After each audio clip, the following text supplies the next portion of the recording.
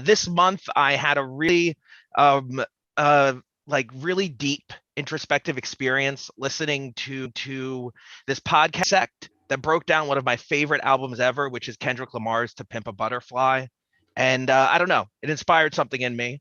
So I'm going to read two poems that were inspired by my really deep dive into that great album. If you've never heard it, go out and listen. So this first one is called Grayness.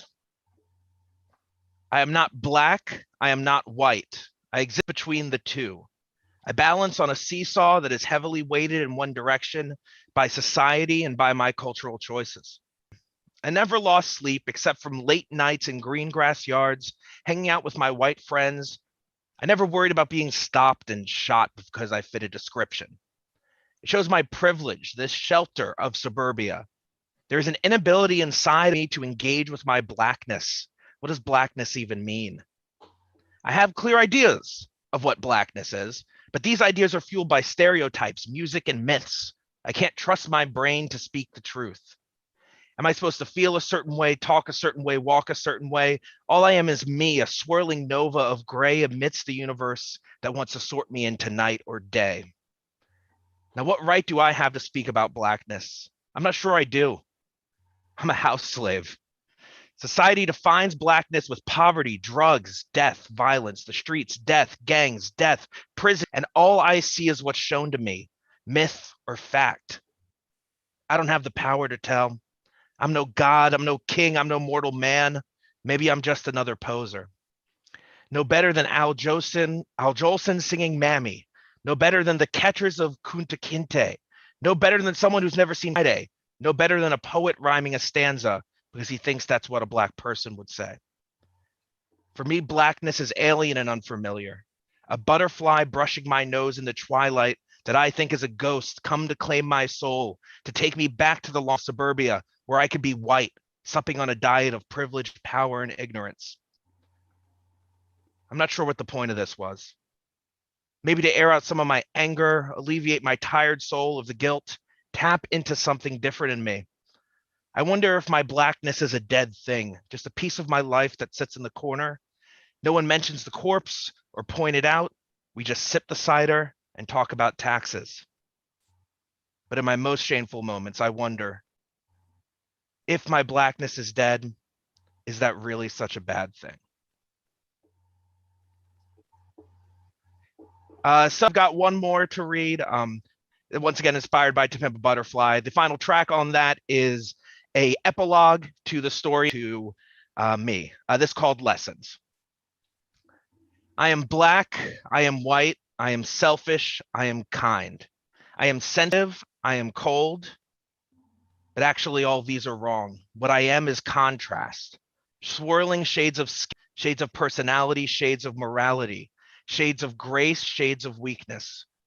These shades of self-identity, they do not make me good, they do not make me evil, they make me human. The walls that I think cage me are just the skin of a cocoon.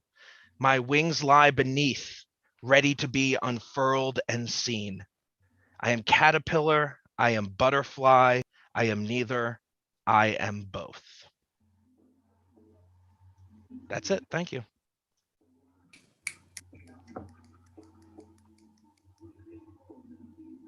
That was certainly powerful. On what's ostensibly sort of a comedy network, I feel like we're having a lot of laughs. But it's interesting, that idea of sort of like walking between both worlds and being within neither of them. Yeah, that is, it's really, like I said, heavily inspired by about duality and the idea that you're not one or the other, that you are both of these things existing at the same time, but you're also neither of these things. Yeah. It really spoke to me. Yeah. Thank you, Matt. No problem. Could someone go and introduce the next person? Next poet, please. Sure. Introduce the next poet. Our next poet is one of my best friends. She is creative. She's a great writer, hilarious. Has a Instagram game show called What Is It? And I'm glad for her to be with us here. Her first time tonight. Candace River. Wow, that was a wonderful introduction, John. Thank you. I have 3 poems of them. Started writing it on the car ride home. I guess I'll do that one first. This is a poem about being raised as like an only little girl, and just kind of what that can be like when you're in a particular situation where you're an only child, but you're not receiving all of the attention for some reason.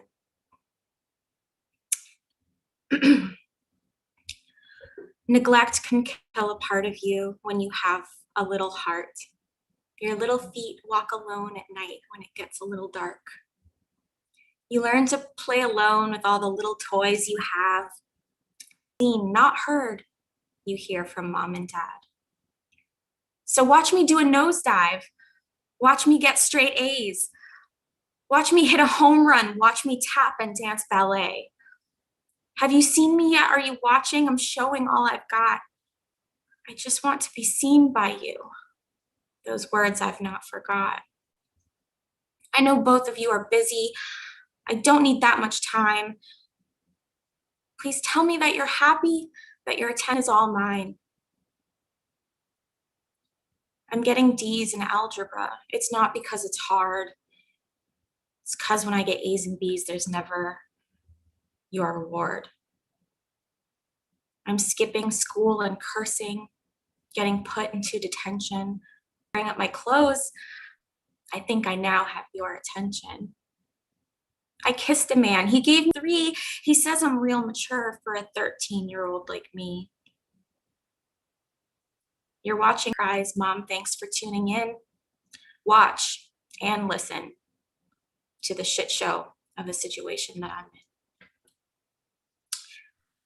So that's an angsty 13-year-old's poem. Thank you for that.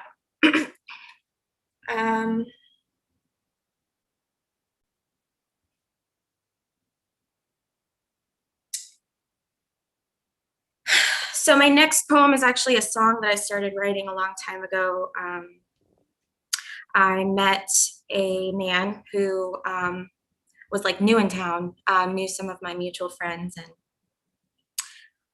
we kind of kicked it off. We got along for a few weeks. We kind of hung out every day for like 2 weeks, and then all of a sudden he disappeared.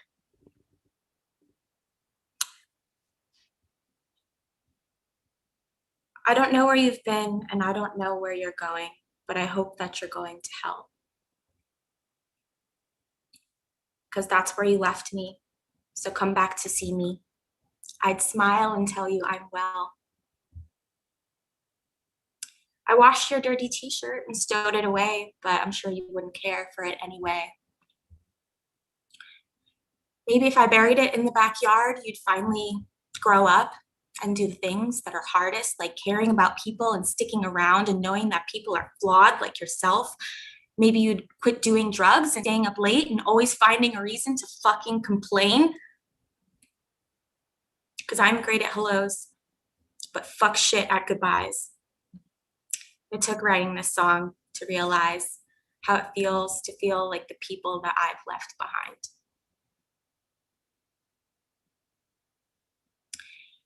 You left your glass slipper, but I smashed it into 1,000 pieces. But if you came back, I'd forgive you for 1,000 reasons.